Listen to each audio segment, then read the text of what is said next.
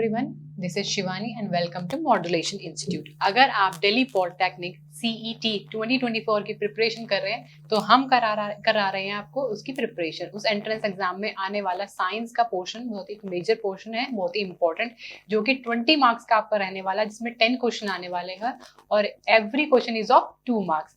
तो उसमें आने वाले आपका साइंस के पोर्शन में आने वाला फिजिक्स, केमिस्ट्री, बायो, तीनों ही पोर्शन हम कराने वाले हैं। लास्ट ईयर भी हमने बहुत अच्छा रिजल्ट दिया और इस बार भी हम बहुत ही अच्छी तैयारी के साथ आपको प्रिपरेशन कराने वाले हैं, ठीक है ना। आज मैं केमिस्ट्री का एक टॉपिक लेने वाली हूँ जो कि मैं आपके साथ डिस्कस करूंगी। केमिस्ट्री के टॉपिक के साथ साथ इसमें ऑब्जेक्टिव क्वेश्चंस बहुत अच्छे बनते हैं। तो पहले हम चैप्टर को पढ़ाएंगे, कंटेंट को पढ़ाएंगे, देन उसके बाद हम क्वेश्चन की बहुत सारे क्वेश्चंस की प्रैक्टिस करेंगे ताकि आपका कोई भी क्वेश्चन छूट ना पाए, ठीक है ना। तो आज का जो हम केमिस्ट्री का फर्स्ट टॉपिक स्टार्ट कर रहे हैं वो है केमिकल रिएक्शंस एंड इक्वेशन। तो केमिकल रिएक्शन, सबसे पहले केमिकल रिएक्शन सुनते ही क्या आता है दिमाग में कि कोई ना कोई रिएक्शन हुई है हमारे सराउंडिंग में। इस टाइम पे भी हमारे सराउंडिंग में, हमारे आसपास पता नहीं कितनी सारी रिएक्शंस चलती रहती है, ठीक है ना। तो जब भी कोई केमिकल चेंज होता है हमारे सराउंडिंग में, जब भी कोई केमिकल चेंज होगा तो हम उसे कह सकते हैं कि कोई ना कोई केमिकल रिएक्शन हुई है। जैसे कि whenever a chemical change occurs, we can say that a chemical reaction has taken place, ठीक है। ठीक है, जब भी कोई केमिकल चेंज होगा तो हम कह सकते हैं कि कोई ना कोई केमिकल रिएक्शन हुई है। जैसे कि फूड का डाइजेशन होना, respiration, digested in body, rusting of iron, जंग लगना आयरन पे, ठीक है। तो ये क्या है, कुछ ना कुछ चेंज हो रहा है ना। हमने खाना खाया, वो डाइजेस्ट हो गया किस फॉर्म में, वो कॉम्प्लेक्स था तो वो बिल्कुल छोटे छोटे सब्सटेंसेस में डिस्ट्रॉय हो गया। उसको फिर क्या कहते हैं, न्यूट्रिएंट्स मिल गए, वो न्यूट्रिएंट्स हमने अपनी बॉडी में, हमारी सेल्स ने यूज कर लिए, ठीक है। क्या होता है, रस्टिंग ऑफ आयरन, जंग लग जाता है। धीरे धीरे क्या होता है, जंग लग के जो है आयरन की शाइन चली जाएगी और धीरे धीरे करके वो डिस्ट्रॉय होना शुरू हो जाता है। तो ये सारे क्या है, ये सारे एग्जाम्पल है केमिकल रिएक्शन के, ठीक है। अब हम एक छोटी सी चीज देखते हैं, केमिकल रिएक्शन में होता क्या है, रीअरेंजमेंट ऑफ एटम्स होते हैं। पहले एटम कैसे होते हैं, देन उसके बाद क्या होता है, दूसरे रीअरेंजमेंट हो जाता है क्या कहते हैं एटम्स का। चलो और थोड़ा आसान तरीके से देखते हैं। देखो क्या है, H2 + O2 क्या बनाएगा, H2O। आपको पता है H2 क्या है, एक गैस है, O2 क्या है, एक गैस है। इन्होंने H2O वाटर बनाया, ठीक है। H2 क्या है, एक कंबस्टेबल गैस है जो कि कंबशन करती है। O2 क्या है, कंबस्टेबल को क्या करता है, सपोर्ट करता है। और इन्होंने क्या बनाया, वाटर, लिक्विड। क्या बनाया, इन्होंने क्या बनाया, वाटर, ठीक है। तो दो अलग अलग सब्सटेंसेस अलग अलग प्रॉपर्टी शो करने वाले, और इन्होंने जो फाइनल प्रोडक्ट निकाला वो एक अलग प्रॉपर्टी शो कर रहा है, ठीक है, बिल्कुल ही डिफरेंट। तो जब भी कोई न्यू प्रॉपर्टी के साथ न्यू सब्सटेंस फॉर्म होएगा तो हम उसको बोलेंगे कोई ना कोई केमिकल रिएक्शन हुई है। जैसे एक और एग्जांपल देख लेते हैं हम, करते हैं सोडियम Cl2 क्या बनाएगा, NaCl। सोडियम क्या है, एक बहुत ही हार्मफुल है, ठीक है। क्लोरीन क्या है, क्लोरीन क्या करता है कि एक बहुत ही पंजेंट स्मेल देता है। एक सेकेंड, क्लोरीन क्या पंजेंट स्मेल देता है, हार्मफुल है। और दोनों ने रिएक्शन के बाद क्या बनाया, NaCl। NaCl क्या है, सॉल्ट। बिना सॉल्ट के, जैसे कि हमें खाना कोई टेस्ट नहीं आता, आप खाने में सारी चीजें डाल दो, सॉल्ट ना हो तो आपको कोई टेस्ट नहीं आएगा। और आप कुछ भी ना डालो, सॉल्ट डाल दो तो खाने लायक तो हो ही जाएगा, ठीक है। बिना सॉल्ट के तो खाना भी नहीं खा पाओगे, ना कोई टेस्ट आता, ठीक है। तो कितना इंपॉर्टेंट है। तो यहाँ इन्होंने अलग अलग प्रॉपर्टी शो करी, और जो नया सब्सटेंस बन के आया उसने क्या किया, बिल्कुल अलग ही प्रॉपर्टी शो कर रहा है। तो हम क्या बोलेंगे, जब भी कोई क्या कहते हैं केमिकल चेंज देखने को मिलता है और नया सब्सटेंस नई प्रॉपर्टी शो करता है तो हम क्या बोलते हैं, कोई ना कोई केमिकल रिएक्शन हुई है, ठीक है। उसके बाद हम बोलेंगे कि जैसे क्या कहते हैं केमिकल इक्वेशन। केमिकल इक्वेशन क्या है, जब भी कोई केमिकल रिएक्शन होगी उसको जब हम सिंबॉलिकली रिप्रेजेंट करते हैं तो हम बोलते हैं उसको केमिकली इक्वेशन। जैसे कि एक मैग्नीशियम है, उसको एयर के अंदर बर्न किया गया तो क्या बनेगा, मैग्नीशियम ऑक्साइड। तो क्या होगा, Mg + O2 क्या बनाएगा, MgO, ठीक है। तो जब हम अब पूरा हम लिखेंगे मैग्नीशियम को, अब देखो पूरी लाइन लिखी हुई ना, एग्जांपल मैग्नीशियम बर्न किया गया एयर के अंदर तो उसने क्या फॉर्म किया, मैग्नीशियम ऑक्साइड। और इसी चीज को मैं एक सिंबल के फॉर्म में लिख दूंगी तो ये क्या होगा, इक्वेशन। इजी है ना, बहुत ही इजी है, टाइम कम लगता है, टाइम बचाने के लिए, ठीक है ना। तो जब भी हम किसी भी रिएक्शन को सिंबॉलिक फॉर्म में रिप्रेजेंट करते हैं तो हम क्या कहते हैं उसको, कि वो केमिकल इक्वेशन बन जाती है हमारी, ठीक है। हम उसके बाद देखते हैं कि जब भी कोई केमिकल रिएक्शन हुई है तो आपको कैसे पता चलेगा कोई केमिकल रिएक्शन होगी, कोई ना कोई चेंज होगा। तो क्या चेंज, कौन सा चेंज? तो हम जब देखेंगे जब भी कोई स्टेट चेंज हो रही है, कोई कलर चेंज हो रहा है, या फिर कोई गैस इवॉल्व हो रही है, या फिर क्या हो रहा है, टेम्परेचर चेंज हो रहा है, ठीक है। या तो स्टेट चेंज होगी, या कलर चेंज होगा, या इवोल्यूशन ऑफ गैस होगा, या चेंज इन टेम्परेचर होगा, तो हम कहेंगे कुछ कोई ना कोई रिएक्शन हुई है, ठीक है ना।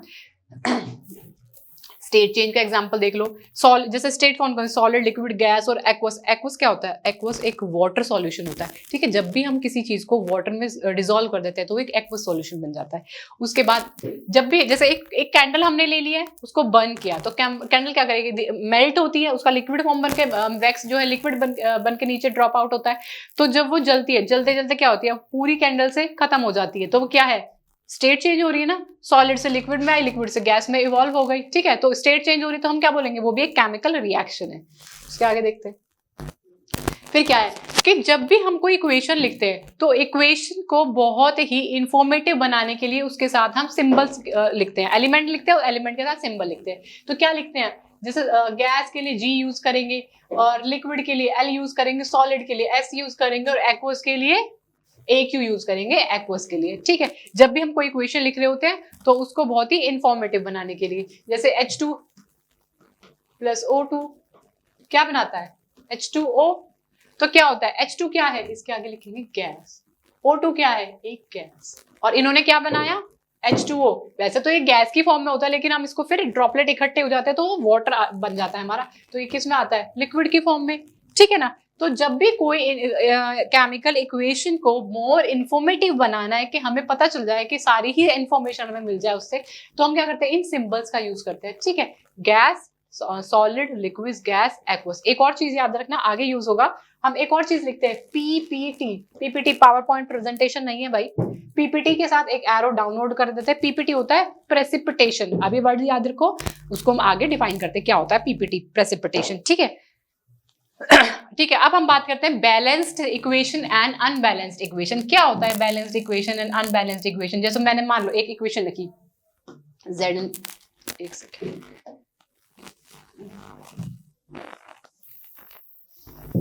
मैंने इक्वेशन लिखी है Zn प्लस H2SO4 Zn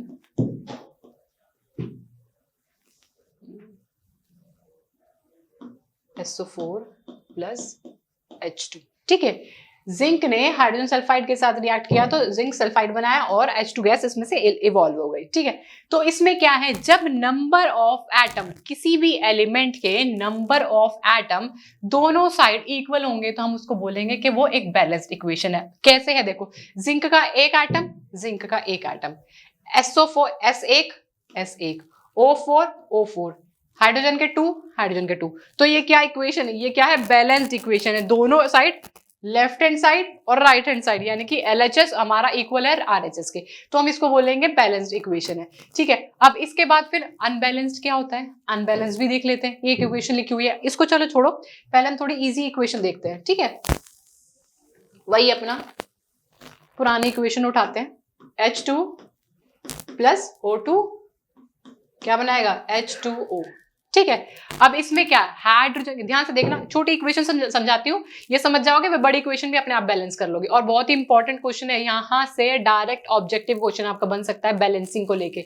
या तो आपके पूछेंगे कितने एटम, ब्लैंक कर देंगे कि यहाँ पे कितने एटम होंगे, या फिर ये पूछेंगे, इक्वेशन लिख के दे देंगे क्या ये बैलेंस है या नहीं है, तो इसमें कितने एटम जो है एड ऑन होंगे। तो H2O2 के साथ हाइड्रोजन ने ऑक्सीजन के साथ रिएक्शन किया और क्या दिया, वाटर दिया हमें, ठीक है। हाइड्रोजन के कितने एटम, 2 एटम, हाइड्रोजन के कितने एटम, 2 एटम, ऐसे लिखते देखो। ये हमारा लेफ्ट हैंड साइड हो गया, ये राइट हैंड साइड हो गया। चलो एक चीज और पहले तुम्हें बता देती हूँ कि जब भी दो रिएक्टेंट, यानी कि जब भी हमारे लेफ्ट हैंड साइड में क्या बोलते हैं उनको, रिएक्टेंट, रिएक्ट करके एक प्रोडक्ट, एक सब्सटेंस फॉर्म करते हैं, उसको बोलते हैं प्रोडक्ट। तो ये दो हमारे क्या है, रिएक्टेंट, रिएक्ट करके क्या फाइनल प्रोडक्ट मतलब बनाते हैं, उसको बोलते हैं प्रोडक्ट। ठीक है, तो जब भी ये कौन सी साइड हमारी LHS, हम इसको बोलेंगे LHS, ये हो जाएगी हमारी RHS। ठीक है, तो left hand side and right hand side किसके, एरो के, ये जो एरो बीच में लगाता है, ये एरो शो करता है कि ये दो चीजें रिएक्ट करके इन्होंने आगे क्या प्रोडक्ट फॉर्म किया है। ठीक है, तो लेफ्ट हैंड साइड में, अब देखो मैं रिएक्शन दोबारा लिख देती हूँ क्योंकि ये बहुत ही इंपॉर्टेंट टॉपिक है और इसमें ये बैलेंसिंग जो है बहुत ही एक इंपॉर्टेंट चीज हो जाती है और बच्चे बहुत ज्यादा कंफ्यूज इसमें होते हैं कि कैसे बैलेंस करना है। ठीक है, अब देखो दोबारा लिखती हूँ मैं, H2 जब O2 के साथ रिएक्ट करेगा तो क्या बनाएगा, H2O।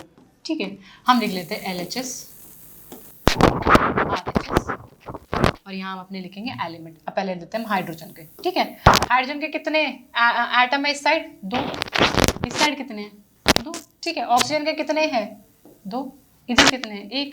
तो भाई इक्वल करना पड़ेगा, इसको 2 से मल्टीप्लाई करना पड़ेगा, 2 1 जा 2, तो कितने हो गए यहाँ पे करने के लिए, ये लगा दिया हमने 2। ठीक है, तो ऑक्सीजन कितने हैं, 2, इधर कितने हो गए 2, ये तो हो गया बैलेंस।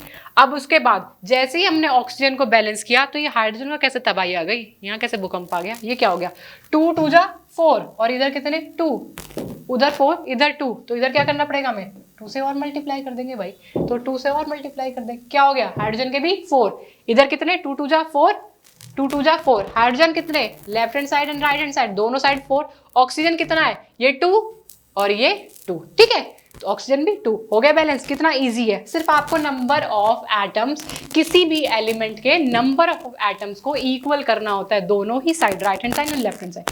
ठीक है, इसके बाद मैं इसको इरेज करती हूँ, समझ में आया, ये हो गया बैलेंसिंग। जब भी कोई इक्वेशन बैलेंस है, वेल एंड गुड, उसमें तो कुछ करना ही नहीं है, लेकिन अगर जब भी कोई इक्वेशन बैलेंस नहीं है तो उसको किस तरीके से बैलेंस करते हैं। एक और इक्वेशन देख लो, आयरन जो है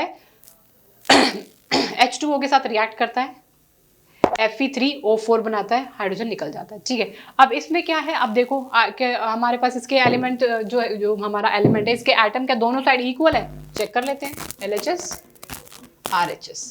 ये बहुत ही इजी मेथड में तुम्हें बता रही हूँ, बहुत इजीली आपका इसमें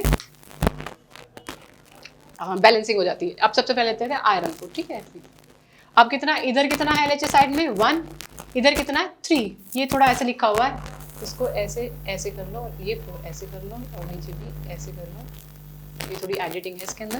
तो क्या कहते हैं, Fe के कितने हैं 1 और इधर कितने हैं 3, Fe3 लिखा है ना। ठीक है, हाइड्रोजन के कितने हैं 2, हाइड्रोजन 2 और इधर कितने हैं 2।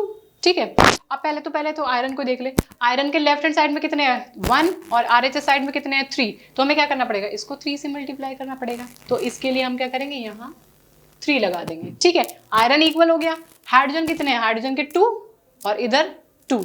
ठीक है, हाइड्रोजन इक्वल है, हाइड्रोजन के इधर भी 2 और उधर भी 2 है। ठीक है, उसके बाद ऑक्सीजन देखेंगे, ऑक्सीजन के यहाँ कितने हैं 1, लेफ्ट हैंड साइड में कितने हैं 1 और इधर कितने हैं ऑक्सीजन 4, इधर 4, तो भाई ऑक्सीजन को बैलेंस करना पड़ेगा, तो ऑक्सीजन को यहाँ पे 4 से मल्टीप्लाई कर देंगे। 4 से मल्टीप्लाई करते कितना हो गया, 4 1 जा 4, तो ऑक्सीजन कितना हो जाएगा हमारा 4, हमें कहाँ लगाना होगा 4, यहाँ पे।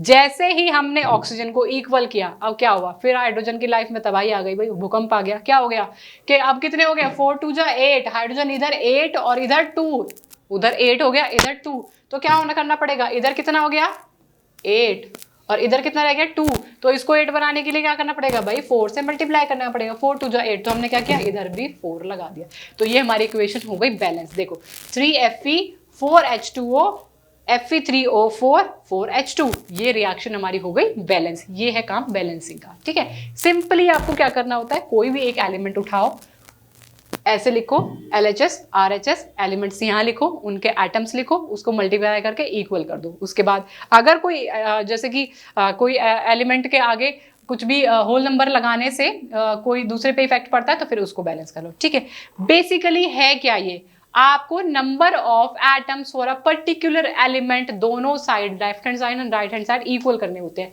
क्यों करने होते हैं? क्योंकि इससे हमारा क्या होता है, law of conservation of mass satisfy करना होता है। लॉ ऑफ कंजर्वेशन ऑफ मास क्या है? मास can neither be create nor be destroy. आप मास को ना तो क्रिएट कर सकते हैं ना ही डिस्ट्रॉय कर सकते हो। लेफ्ट हैंड साइड जितना मास होगा, राइट हैंड साइड यानी कि रिएक्शन से पहले आपने जितना अमाउंट लिया होगा, रिएक्शन के बाद उतना ही तो होगा। कुछ भी बाहर से ऐड तो किया नहीं जा रहा है, ना ही कुछ भी निकाला जा रहा है। तो यहां जितना मास होगा, मास ऑफ, ये देखो, mass of reactant is always equal to mass of product.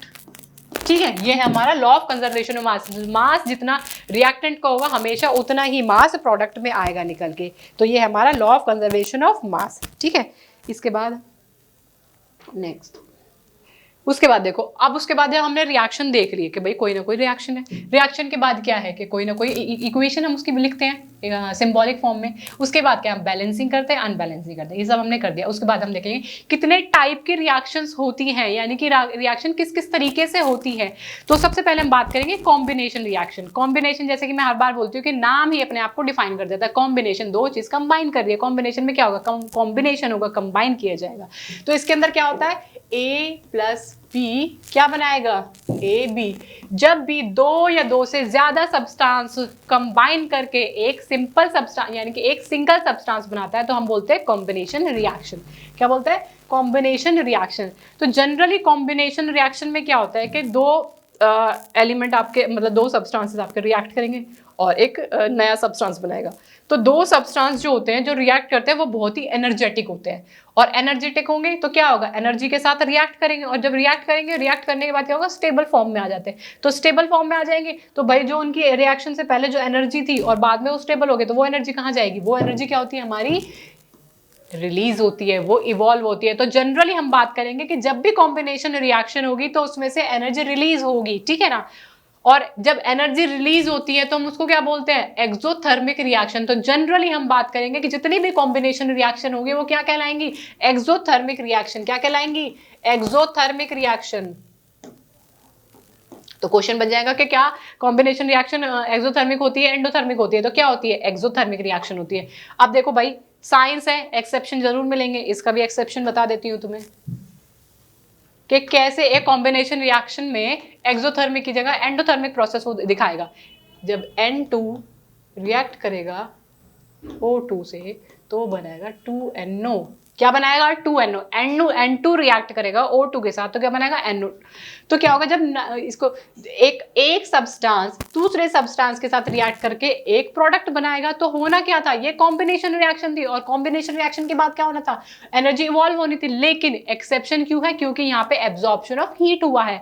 यहाँ पे एब्जॉर्प्शन ऑफ हीट हुआ है, हीट की रिक्वायरमेंट हुई है, तब जाके ये हमारा नाइट्रिक ऑक्साइड बना है। ठीक है, समझ में आ गई। तो ये हमारा एक्सेप्शन है। क्वेश्चन यहाँ से बन सकता है एक्सेप्शन, और इसको लगा लो भाई 2-3 स्टार, इसको लिख लो और रट लो, क्योंकि इक्वेशन तो रटनी ही पड़ेगी। और ये याद करना पड़ेगा कि भाई कॉम्बिनेशन का एक एग्जांपल ऐसा है जहां पे एनर्जी का एब्जॉर्प्शन हो रहा है, इवोल्यूशन नहीं हो रहा है। ठीक है, उसके बाद हम अच्छा, अब कॉम्बिनेशन का एग्जांपल देख लो। यह है कैल्शियम ऑक्साइड जो कि क्विकलाइन, इसको जब वाटर के साथ रिएक्ट कराते हैं तो क्या बनाता है, कैल्शियम हाइड्रोक्साइड, जो कि बहुत ही ज्यादा अमाउंट में एनर्जी रिलीज करता है। जब भी चूने को, क्या है चूने को पानी में भिगोया जाता है, व्हाइट वॉश के लिए जो यूज किया जाता है उसको पानी में भिगोया जाता है, वो मतलब कुछ टाइम के लिए छोड़ा जाता है। तो जब उसको जब वो रिएक्ट करता है तो उसमें से इतनी अमाउंट में एनर्जी क्रिएट होती है, इवॉल्व होती है कि उसको टच भी नहीं कर सकते। इवन बर्निंग वाली सेंसेशन उसमें होती है, तो उसको टच नहीं कर सकते। इतना ज्यादा टेम्परेचर उसका हाई होता है। उसको फिर थोड़े टाइम के लिए रखा जाता है कि ताकि वो कूल डाउन हो सके।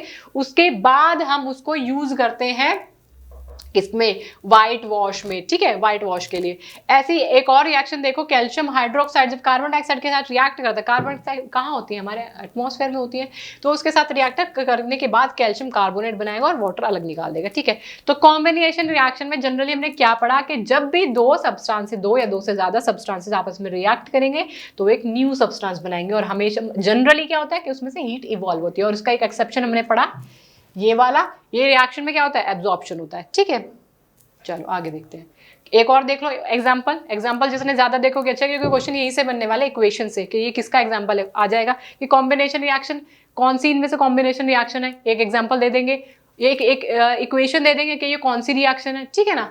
तो क्या है, बर्निंग ऑफ कोल, जब भी कोल को बर्न किया जाएगा, कार्बन को ऑक्सीजन के साथ रिएक्ट कराया जाएगा, तो क्या बनेगा, कार्बन ऑक्साइड, और उसमें से हीट इवॉल्व होगी और लाइट इवॉल्व होगी, ठीक है। उसके बाद फॉर्मेशन ऑफ वाटर, सबसे ज्यादा हम पढ़ते हैं, जब सबसे ज्यादा मेरा मोस्ट फेवरेट एग्जाम्पल मैं यही लूंगी, क्योंकि ईजी है और समझाने में बच्चे बड़ा रिलेट करते हैं कि हाइड्रोजन, ठीक है, H2 और O2 बना के हमने H2O बना दिया। केमिस्ट्री में सबसे पहले आते बच्चे, अच्छा ठीक है, केमिस्ट्री की थोड़ी सी जानकारी होती है, सबसे पहले बच्चा क्या करता है, H2 और O2 को ही मिलाएगा और H2O बनाएगा, ठीक है ना। तो इसलिए बच्चों का भी फेवरेट है और मेरा तो मोस्ट फेवरेट यही वाली इक्वेशन है, सबसे इजी रहती है समझाने के लिए।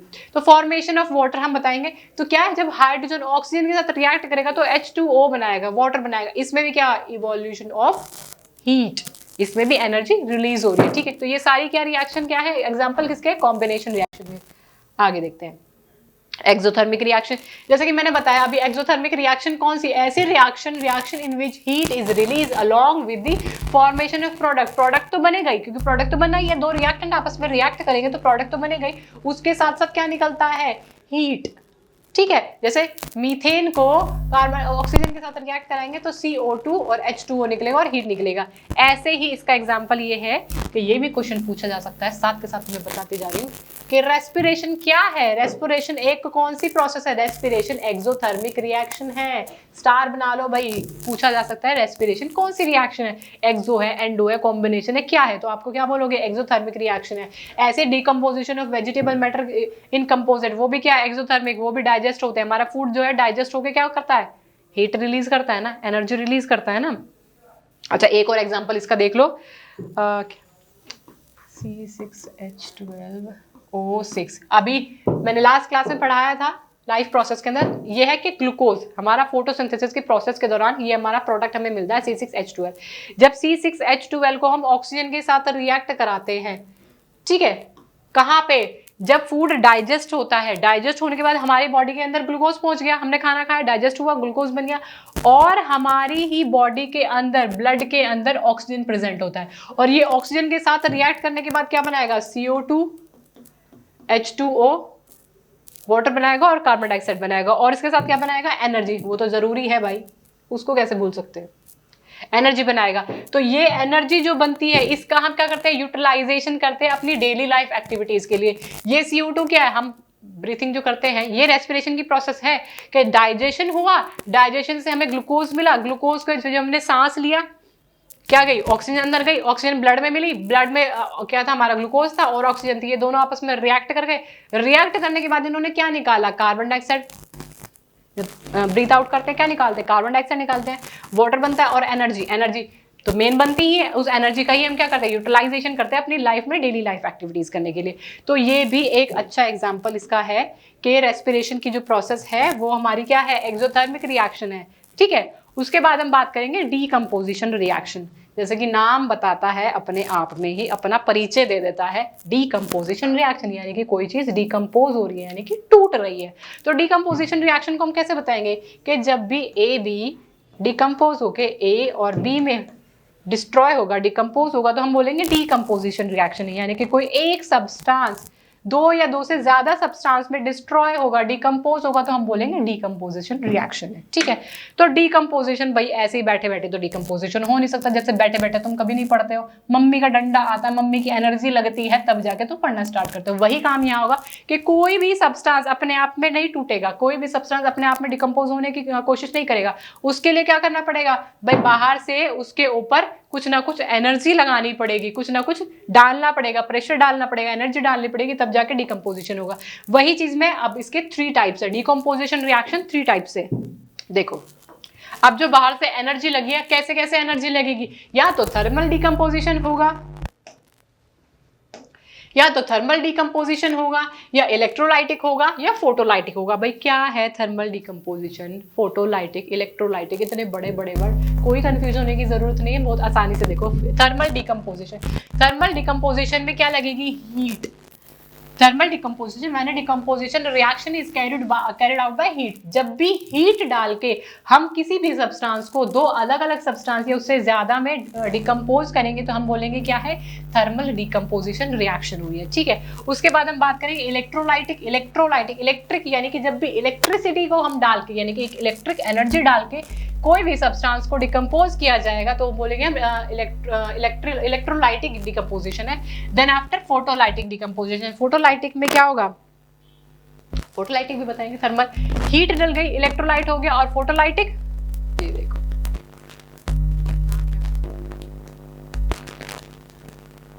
सनलाइट। क्या होगा फोटोलाइटिक में, फोटो नाम से ही बताता है ना, फोटो यानी कि सनलाइट।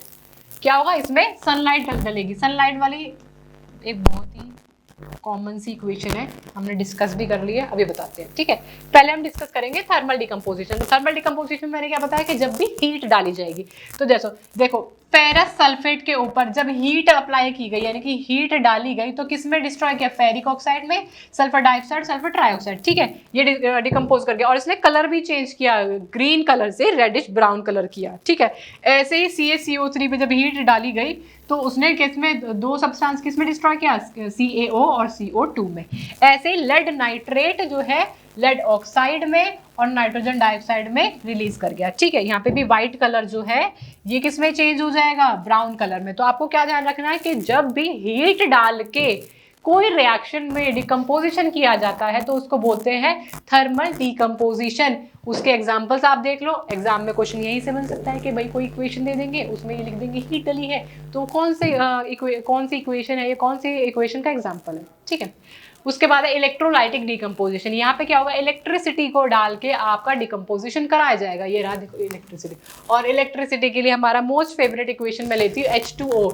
जब भी H2O वाटर के ऊपर इलेक्ट्रोलाइसिस कराया जाएगा, इसका इलेक्ट्रोलाइसिस यानी इलेक्ट्रिसिटी के थ्रू इसको लाइसिस यानी कि तोड़ा जाएगा, ब्रेक डाउन किया जाएगा, तो क्या होगा H2 + O2, हाइड्रोजन और ऑक्सीजन के इसमें से एलिमेंट्स निकलेंगे। ठीक है ना, हाइड्रोजन और ऑक्सीजन में ये डिस्ट्रॉय होगा, डिकम्पोज होगा। ठीक है, उसके बाद हम बात करेंगे फोटोलाइटिक डिकम्पोजिशन। फोटोलाइटिक जब सनलाइट की प्रेजेंस में कोई रिएक्शन होगी तो हम बोलेंगे फोटोलाइटिक डिकम्पोजिशन हुआ है। ठीक है, when a decomposition reaction is carried out by light, sunlight. ठीक है, अब देखो इसके दो एग्जांपल, और एक जो है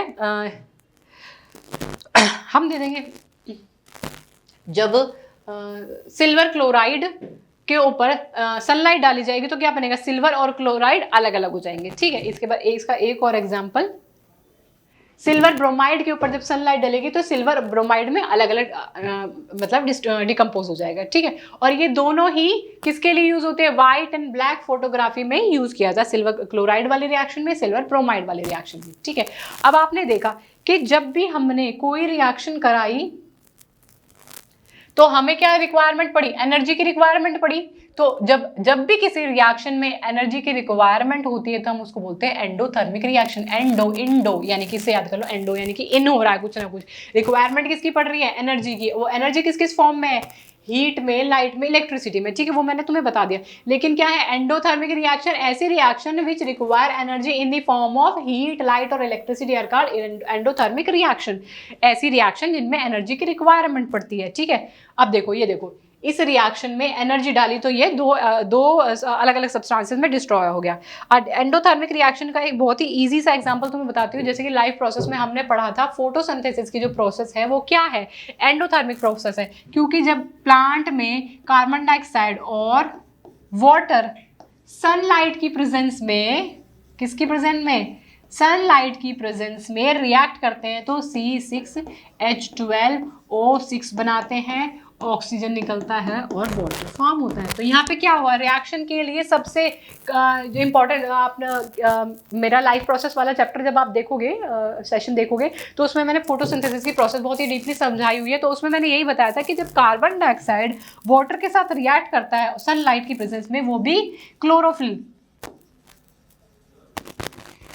की प्रेजेंस में, तो ग्लूकोज बनाता है, ऑक्सीजन और वाटर। तो वो जो कंडीशन है, मतलब वो जो रिएक्शन है वो क्या है आपकी, वो आपकी एंडोथर्मिक रिएक्शन है। ठीक है, ये एग्जांपल है। तो फोटोसिंथेसिस की प्रोसेस जो है फोटोसिंथेसिस की जो रिएक्शन है वो किसके अंदर आती है, एंडोथर्मिक रिएक्शन के अंदर आती है। ये डायरेक्ट क्वेश्चन यहाँ से बन सकता है, ठीक है। अब आगे देखो, अब हम बात करेंगे डिस्प्लेसमेंट रिएक्शन की, ठीक है। डिस्प्लेसमेंट जैसे कि नाम अपने आप में एक्सप्लेन कर रहा है, डिस्प्लेसमेंट यानी कोई ना कोई किसी को डिस्प्लेस करेगा, यानी कि रिंग में दो फाइटर फाइट कर रहे हैं तो एक जना डिस्प्लेस होगा और एक जना रिंग में रह जाएगा, वो उठा के उसको पंच मार के बाहर फेंकेगा। पंच कौन मारेगा, जो ज्यादा पावरफुल होगा वो वीक को वहां से डिस्प्लेस कर देगा। वही काम यहाँ होने वाला डिस्प्लेसमेंट रिएक्शन के अंदर। जब दो रिएक्टेंट आपस में रिएक्ट करेंगे तो वो मोर पावरफुल वाला क्या करेगा, लेस पावरफुल को डिस्प्लेस कर देगा उसकी पोजीशन से और उसकी पोजीशन अपने आप एक्वायर कर लेगा, ठीक है। वही चीज यहाँ होगी, the chemical reaction in which an element displace another element from its solution, उसके सॉल्यूशन से उसको निकाल देता है। जैसे कि आयरन यहाँ पे कॉपर सल्फेट के साथ रिएक्ट कर रहा है तो उसने क्या बना, सल्फेट के साथ अपना बना लिया बॉन्ड और आयरन को कहा भाई हट जाओ, तुम यहाँ से हट जाओ, क्योंकि कॉपर क्या है, आयरन से कम रिएक्टिव है, ठीक है। ऐसे ही दो एग्जाम्पल और देखो, जैसे कि एग्जाम्पल इक्वेशन देके आपको आइडेंटिफाई करने के लिए बोल सकते हैं कि ये कौन सी रिएक्शन है। तो डिस्प्लेसमेंट रिएक्शन के दो एग्जाम्पल और है। यहाँ जिंक जो है कॉपर सल्फेट के साथ रिएक्ट करता है तो उसने सल्फेट के साथ अपना बना लिया है और कॉपर को कहा भाई चलो आप हटो यहाँ से, क्योंकि आपके अंदर इतनी क्षमता नहीं है कि मेरे सामने टिक पाओ। ऐसे ही लेड ने क्या किया, कॉपर क्लोराइड के साथ रिएक्ट किया और क्या बनाया, लेड क्लोराइड बना लिया और कॉपर का कहा भाई आप भी हट जाओ यहाँ से, क्योंकि जिंक और लेड क्या है, मोर रिएक्टिव है देन कॉपर। कौन, जिंक और लेड जो है more reactive than copper. Direct question यहाँ से बन सकता है कि which one is more reactive. आपको 3-4 ऑप्शन दे देंगे तो आपको उसमें से चूज करना, ये मैंने बता दिया, ठीक है। तो क्या हुआ, डिस्प्लेसमेंट रिएक्शन के अंदर क्या हुआ कि एक डिस्प्लेसमेंट रिएक्शन के अंदर क्या हुआ कि एक ने दूसरे को डिस्प्लेस किया, ठीक है। उसके बाद है डबल डिस्प्लेसमेंट। अब जैसे नाम अपने आप में बता रहा है कि डबल डिस्प्लेसमेंट, यानी डिस्प्लेसमेंट होंगे लेकिन दो होंगे। दो कैसे होंगे कि जब भी इनमें क्या होता है, म्यूचुअल, जब भी एक ग्रुप ऑफ एटम या फिर एटम का म्यूचुअल एक्सचेंज होता है आपस में कि भाई ठीक है तुम यहाँ चले जाओ मैं यहाँ आ जाता हूँ, तो उसको बोलते हैं डबल डिस्प्लेसमेंट। म्यूचुअल डिसीजन लिया जाता है। क्या होता है, the reaction in which two different atoms or group of atoms are mutually exchange. आपस में उन्होंने कहा कि ठीक है चलो भाई हम आपस में बातचीत करके एक म्यूचुअल डिसीजन निकाल लेते हैं, तुम इसके साथ बॉन्ड बना लो मैं इसके साथ बॉन्ड बना लेता हूँ, ठीक है। तो उसको बोलते हैं डबल डिस्प्लेसमेंट रिएक्शन। क्लासरूम में क्या होता है, मैम बोलती है चलो भाई ग्रुप बनाओ, एक टास्क करना है या फिर कोई असाइनमेंट करना है, तो आप क्या करते हो, ठीक है मैम ग्रुप बनाए, मेरा ग्रुप इसके साथ बना दो। तो म्यूचुअल अंडरस्टैंडिंग जिसके साथ आपकी होती है आप क्या करते हो, उसके साथ ग्रुप बनवाते हो। तो वही काम है कि जिसकी बॉन्डिंग जिसके साथ है, जिसकी म्यूचुअल अंडरस्टैंडिंग जिसके साथ ज्यादा अच्छी बैठती है, कंपैटिबिलिटी ज्यादा अच्छी बैठती है, तो उसके साथ बॉन्ड बना लेते हैं और दूसरे को बोलते हैं कि आप इसके साथ बना लो, ठीक है। Double displacement. अब इसमें क्या हुआ कि दो देखो, सोडियम सल्फेट ने रिएक्ट किया बैरियम क्लोराइड के साथ, तो रिएक्शन के बाद क्या हुआ, सल्फेट जो है बैरियम के साथ आ गया और क्लोराइड जो है सोडियम के साथ आ गया, तो ये क्या हो गया हमारा डबल डिस्प्लेसमेंट वाली रिएक्शन। इसमें क्या है, दो एक्वस सॉल्यूशन जो बनाते हैं तो ये सॉलिड बना और ये एक्वस बना। ये जो सॉलिड बना आपका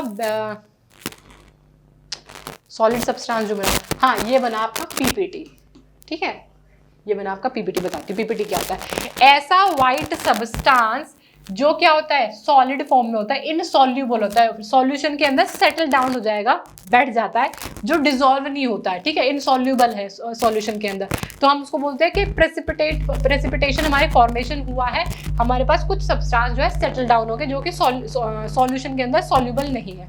अ white substance is form due to above reaction, the insoluble substance is called precipitation. ऐसा सब्सटेंस जो कि इनसॉल्यूबल है सब्सटेंस में, वो अलग से सेपरेट आउट हो जाता है, सेटल डाउन हो जाता है। अब आप कहोगे भाई हमने तो वाटर में क्या मिलाया, सैंड मिला दिया और अच्छे से उसको वाटर में सैंड मिला के उसको अच्छे से मिक्स कर दिया, और मैम क्या हुआ कि वाटर तो रह गया और हमारी जो सैंड है वो नीचे सेटल डाउन हो गई। कैसे, ऐसे वाटर का बीकर है, पानी हमने डाल दिया इसमें, नीचे हमारी सैंड जो है सेटल डाउन हो गई। मैम हमने तो पीपीटी बना दिया, पावर पॉइंट प्रेजेंटेशन बना दी, प्रेसिपिटेशन बना दिया, power point presentation, PPT power point presentation नहीं, प्रेसिपिटेशन, ठीक है। तो क्या है, वाटर के अंदर जब सैंड मिलाया तो सेटल डाउन हो गया हमारा सैंड, तो ये पीपीटी क्यों नहीं बना? ये पीपीटी इसलिए नहीं बना क्योंकि वाटर और सैंड ने आपस में रिएक्शन नहीं करी है, उन्होंने कोई रिएक्शन नहीं करी। यहाँ पे क्या हुआ? ये रिएक्शन हुई है। ठीक है, समझ में आ गई बात कि हम पीपीटी किसको बोलेंगे, क्योंकि पीपीटी कहाँ फॉर्म हुई है। तो precipitation reaction, any reaction that produce a precipitation is called precipitation reaction. ऐसी रिएक्शन जहाँ पे प्रेसिपिटेशन फॉर्म होगा वो प्रेसिपिटेशन रिएक्शन कहलाएगी। तो जैसे एक और एग्जांपल देखो, जब लेड नाइट्रेट आपके पोटेशियम आयोडाइन के आयोडाइड के साथ रिएक्ट करेगा तो लेड आयोडीन बनेगा। ये एरो जो है ये पीपीटी का है। अगर इंफॉर्मेटिव बनानी है इक्वेशन को थोड़ा देखो, ये लिखा है एक्वस एक्वस और ये क्या बना? PPT with arrow downward. क्या हुआ कि पीपीटी के प्रेसिपिटेशन जो है सेटल डाउन हो गया। ठीक है, और पोटेशियम नाइट्रेट हमारे पास क्या मिला? हमको पीपीटी मिल गया। ठीक है, आगे प्रेसिपिटेशन रिएक्शन समझ में कि क्या होता है प्रेसिपिटेशन। ठीक है, अब हम पढ़ेंगे कि दो रिएक्शन और है, जैसे ऑक्सीडेशन। जब भी कोई रिएक्शन होती है तो उसमें ऑक्सीडेशन हो रहा है या रिडक्शन हो रहा है। ठीक है, हमें ये आइडेंटिफाई करना होता है। अब क्या होता है ऑक्सीडेशन रिडक्शन? नाम सुन के ऑक्सीडेशन एंड रिडक्शन थोड़ा क्या लग रहा है? बताते हैं चलो ऑक्सीडेशन में क्या होता है। ऑक्सीडेशन रिएक्शन ऐसी, ऑक्सीजन ऑक्सीडेंट, ऐसे ऑक्सी से याद रखो। जब भी ऑक्सीडेशन रिएक्शन के अंदर जब भी ऑक्सीजन का ऐड ऑन होए, ऐड ऑन ऑक्सीजन का हो रहा है तो रिमूवल ऑफ हाइड्रोजन हो जाए, तो ऐसी रिएक्शन को हम बोलेंगे ऑक्सीडेशन रिएक्शन। ठीक है, देखो जब कॉपर को ऑक्सीजन के साथ रिएक्ट कराया गया हीट की प्रेजेंस में तो CuO हो गया। CuO हो गया कैसे? अब इसको हम कैसे बताएंगे कि ये ऑक्सीडेशन रिएक्शन है? सबसे ईजिएस्ट मेथड तुम्हें बताती हूँ और याद रहेगा तुम्हें। ये कॉपर है यहाँ पे और यहाँ पे क्या हुआ है? ऑक्सीजन लग गया। तो कॉपर में जब भी किसी एलिमेंट में ऑक्सीजन का ऐड ऑन हो जाए या फिर हाइड्रोजन हट जाए तो क्या बोलेंगे? क्या बोलेंगे उसको? Oxidation reaction. तो यहाँ पे क्या हो रहा है? ऑक्सीजन का क्या हो रहा है? ऐड ऑन हो रहा है, तो हम इसको क्या बोलेंगे? Oxidation reaction. ठीक है, when copper is heated black colour appearance आएगी और रिएक्ट करने के बाद कैसा हो जाएगा? वो ब्राउन कलर का, जो कि रिवर्स रिएक्शन के अंदर ये वाली रिएक्शन के अंदर आपको ब्राउन कलर देगा। ठीक है, वहीं पे हम बात करेंगे रिडक्शन रिएक्शन की। रिडक्शन रिएक्शन में क्या होगा? रिड्यूस हो रहा है। तो आप ये याद करो कि ऑक्सीडेशन के अंदर आपने क्या करा था? मतलब ऑक्सीजन को ऐड कराया था। रिड्यूस में क्या होगा? ऑक्सीजन को रिड्यूस कर रहे हो, यानी कि ऑक्सीजन को हटा रहे हो। जब भी ऑक्सीजन का रिमूवल होगा और ऑक्सीजन रिमूव हो रही है तो हाइड्रोजन क्या करेगा? हाइड्रोजन ऐड ऑन होगा, तो हम उसको बोलेंगे रिडक्शन रिएक्शन। बहुत ही इजी है। ऑक्सीडेशन रिएक्शन जब भी ऑक्सीजन का ऐड ऑन होगा और हाइड्रोजन का रिमूवल होगा तो हम उसको बोलेंगे ऑक्सीडेशन रिएक्शन। और रिडक्शन रिएक्शन जब भी ऑक्सीजन का रिमूवल होगा और हाइड्रोजन का ऐड ऑन होगा तो हम बोलेंगे रिडक्स रिएक्शन। अब देखो इसमें कैसे हो रहा है। जब कॉपर को हाइड्रोजन की प्रेजेंस में रिएक्ट कराया गया हीट की प्रेजेंस में तो क्या हुआ? कॉपर ऑक्साइड से कॉपर बचा, यानी कि ऑक्सीजन क्या हो गया? ऑक्सीजन रिमूव हो गया। तो ऑक्सीजन के रिमूव होते ही ये क्या रिएक्शन हो जाएगी? हाँ, रिडक्शन रिएक्शन। ठीक है, ये हो जाएगी रिडक्शन रिएक्शन। ठीक है, और देखो हाइड्रोजन के अंदर क्या हो रहा है? हाइड्रोजन यहाँ पे ऑक्सीजन नहीं है और यहाँ पे क्या लग रहा है? ऑक्सीजन लग रहा है। तो जब भी किसी एलिमेंट के अंदर ऑक्सीजन का ऐड ऑन होगा तो हम उसको क्या बोलेंगे? Oxidation reaction. तो ये क्या हो जाएगी? Oxidation reaction. ठीक है, देखो दोनों एग्जाम्पल मिल गए ना देखने के लिए। एक ही रिएक्शन के अंदर ऑक्सीडेशन भी हो रहा है, एक ही रिएक्शन के अंदर रिडक्शन भी होगा, और इसी को हम बोलेंगे रिडॉक्स रिएक्शन। क्या बोलेंगे? रेडॉक्स, रेडॉक्स है ना, रिडक्शन का रेड और ऑक्सीडेशन का ऑक्स। ठीक है, रेडॉक्स रिएक्शन।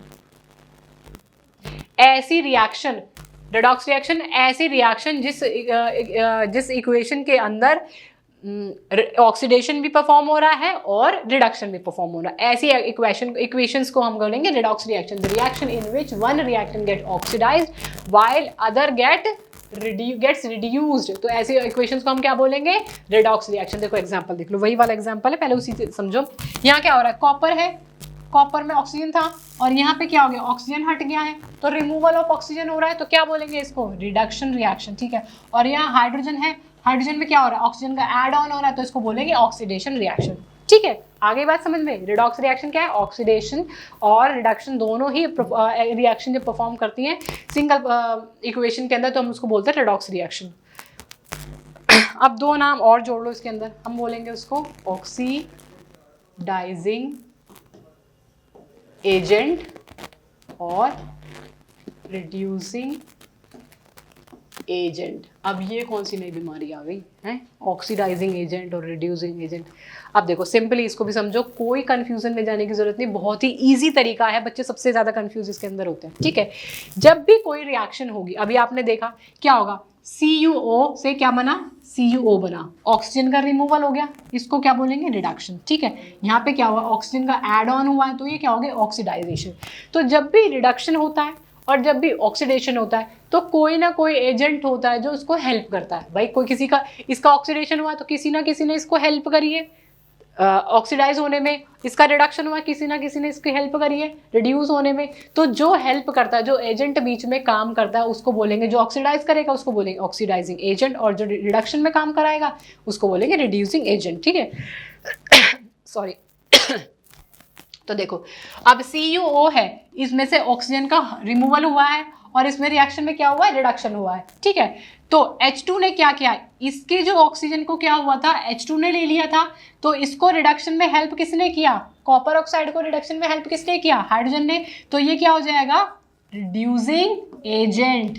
यस, ठीक है, आगे समझ में। अब ये देखो हाइड्रोजन है, हाइड्रोजन में यहाँ पे हाइड्रोजन था खाली और यहाँ पे क्या हुआ, ऑक्सीजन का एड ऑन हुआ, और जब भी ऑक्सीजन का एड ऑन होगा तो रिएक्शन क्या कहलाएगी, ऑक्सीडेशन रिएक्शन, ऑक्सीडेशन रिएक्शन, ये रही। ठीक है, तो ऑक्सीडेशन रिएक्शन करवाने के लिए किसने उसको हेल्प किया, उसको कॉपर ने हेल्प किया भाई ऑक्सीडाइज होने के लिए, कि भाई मैं अपना ऑक्सीजन तुम्हें दे देता हूँ। तो CuO कॉपर ऑक्साइड क्या बन गया है, आपका ऑक्सीडाइजिंग एजेंट। आ गई बात समझ में। ठीक है, उससे आगे एक एग्जांपल और हम देख लेते हैं। देखो ZnO जब कॉपर के साथ रिएक्ट करेगा तो ZnO बनाएगा। देखो ठीक है, इसमें क्या हुआ कि Zn जो है इसमें से ऑक्सीजन का रिमूवल हुआ है, ऑक्सीजन हटा है। तो जब भी ऑक्सीजन हटता है तो क्या होता है, रिडक्शन होता है। ठीक है, ये रिडक्शन हो गया। और सी में क्या मतलब, कार्बन में क्या हुआ, कार्बन में ऑक्सीजन का एड ऑन हुआ, और जब भी ऑक्सीजन का एड ऑन होता है तो रिएक्शन क्या होती है, ऑक्सीडाइजिंग रिएक्शन, ऑक्सीडेशन। ठीक है, अब इसमें क्या है, ZnO, इसका क्या हुआ, इसका हुआ रिडक्शन, और इसके रिडक्शन में किसने हेल्प किया, C ने। तो ये क्या हो गया, रिड्यूसिंग एजेंट हो जाएगा। ठीक है, और जो ये C है यानी कि कार्बन है, इसमें क्या हुआ है, O का एडिशन हुआ है, ऑक्सीडाइजेशन हुआ है। ये O इसको दिया किसने, ZnO ने दिया है, तो ये क्या हो जाएगा, ऑक्सीडाइजिंग एजेंट। ठीक है, ऐसे देखो MnO2 जब HCl के साथ रिएक्ट करेगा, MnCl2 बनाया, वाटर बना और क्लोरीन अलग निकाल दिया।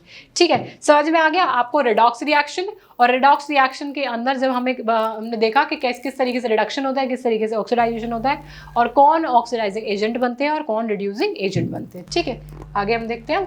हाँ अब देखो हमारी डेली लाइफ एक्टिविटीज में ना हम देखते हैं कि ऑक्सीडाइजेशन का क्या इफेक्ट पड़ता है। अब इफेक्ट क्या पड़ता है, एक पड़ता है कोरोजन, एक पड़ता है रेंसिडिटी। अब कैसे, जब भी हमारा मेटल, जब भी कोई भी मेटल, अब देखो हमारे एनवायरनमेंट में मॉइस्ट तो होता है, एयर होती है, एयर में क्या होता है, ऑक्सीजन होता है, तो एसिड्स भी होते हैं बहुत अलग अलग टाइप के। तो जब भी मेटल किसी एसिड के साथ या एक मॉइस्ट एयर के साथ रिएक्ट करता है तो मेटल क्या बनाता है, मेटल जब भी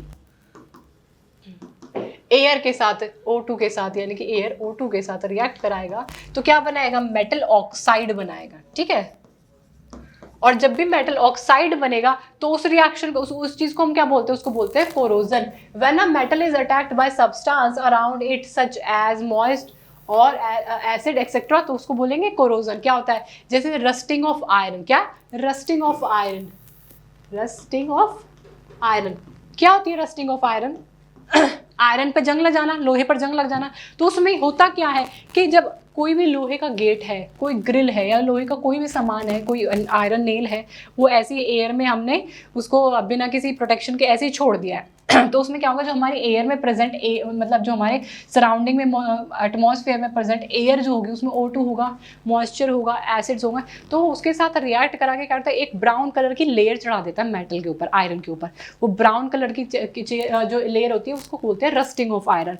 वो लेयर क्या हो जाती है, रिएक्ट करने के बाद मेटल ऑक्साइड बना दिया, आयरन ऑक्साइड बना दिया, वो थोड़े दिन में क्या होगा, वो झड़ जाएगा, ब्राउनिश कलर जो है वो पाउडर बनकर झड़ जाता है, और फिर एक नई लेयर आ जाती है। और वो जैसे ही शाइनी नई लेयर आई तो ऑक्सीजन जो हमारे एटमॉस्फेयर में प्रेजेंट है वो उसके साथ फिर रिएक्ट करता है, और फिर रिएक्ट करने के बाद क्या होता है, फिर मेटल ऑक्साइड बन जाता है, और फिर वो क्या होता है, वो लेयर फिर झड़ जाती है। तो ऐसे धीरे धीरे करके जो पूरा आयरन होता है ना, पूरा रिएक्ट करके वो थोड़े टाइम के बाद, बहुत थोड़े लंबे टाइम के बाद पूरे वो आयरन की जो मतलब सब्सटेंस होगा वो बिल्कुल खत्म हो जाता है। ठीक है, ऐसी reddish brown coating on iron, iron के ऊपर वो कौन सी ब्राउन कलर की कोटिंग होती है।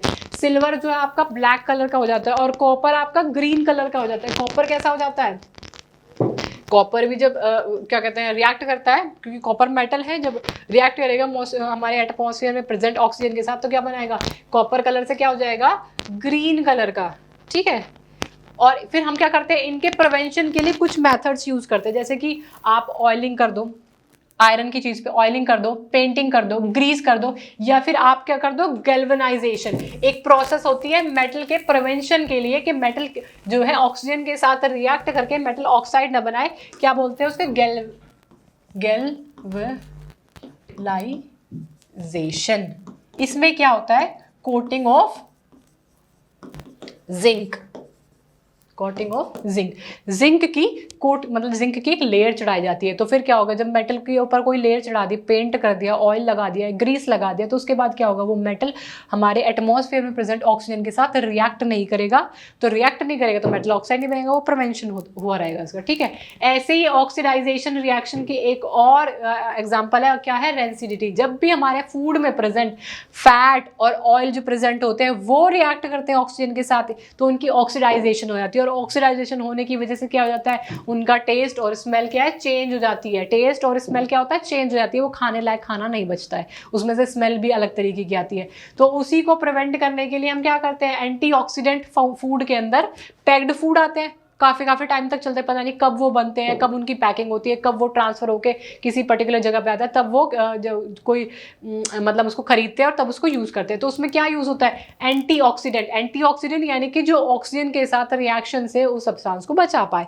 तो अब हम रेंसिडिटी से प्रिवेंशन के लिए क्या क्या यूज़ करते हैं, या तो हम रेफ्रिजरेटर में यूज़ रखते हैं, या फिर मम्मी के फेवरेट जो एयर टाइट कंटेनर्स होते हैं ना, एयर टाइट वाले डब्बे जिसमें सारा सामान मम्मी ये वाला इस डब्बे में पैक कर दिया, ये वाला इस डब्बे में पैक कर दिया। क्यों मम्मी को फेवरेट होते हैं, तुम तो पढ़ते हो केमिस्ट्री, मम्मी को बिना केमिस्ट्री पढ़े सारी चीज़ें पता है कि इनको बचाने के लिए क्या करना पड़ेगा, जहाँ पे एयर ना जा पाए, हम कम से कम एयर के मतलब प्रिवेंशन, मतलब कम से कम एयर का उसमें जो है रिएक्शन हो, मतलब एक्सपोज हो, एयर के साथ कम से कम एक्सपोज हो, इसलिए हम रेफ्रिजरेटर में रखते हैं। तो वहाँ पे भी ऑक्सीडाइजेशन की जो प्रोसेस है वो बहुत ही स्लो डाउन हो जाती है। ऐसे ही एयर टाइट कंटेनर में हवा नहीं जाएगी तो रिएक्शन कम होगा, तो हम थोड़े टाइम के लिए उसको फूड को बचा पाएंगे। ऐसे ही हम नाइट्रोजन गैस का यूज करते हैं, किसका, नाइट्रोजन गैस का यूज करते हैं। जब भी हम चिप्स खोलते हैं, एक अलग तरीके की स्मेल उसमें से आती है, ठीक है। वो चिप्स में मतलब उनको प्रिवेंट करने के लिए नाइट्रोजन गैस उसमें डाली जाती है। जब नाइट्रोजन रहेगी तो ऑक्सीजन के साथ, O2 के साथ रिएक्शन नहीं होगा, तो नाइट्रोजन गैस का हम यूज करते हैं। ये आप स्टार बना लो, स्टार कैसे बना, अच्छा सा बना देती हूँ, स्टार बना लो, ठीक है। क्योंकि रेंसिडिटी यानी कि ऑक्सीडाइजेशन की प्रोसेस को रोकने के लिए हम कौन सी गैस का यूज करते हैं भाई, नाइट्रोजन गैस का यूज करते हैं। नाइट्रोजन गैस चिप्स में और जो पैक्ड फूड होते हैं उनमें नाइट्रोजन गैस हम ऐड कर देते हैं ताकि रिएक्शन ना हो पाए, ऑक्सीडाइजेशन ना हो पाए और खाने को हम थोड़े टाइम बाद यूज कर ले। ये हो गया आपका फर्स्ट चैप्टर कंप्लीट केमिस्ट्री का। आज हमने फर्स्ट चैप्टर पूरा कंप्लीट कर दिया है, chemical equations and chemical reactions and equations, ठीक है। अब आगे हम केमिस्ट्री और आगे जो इसके टॉपिक्स हैं वो ऐड ऑन करेंगे, ठीक है।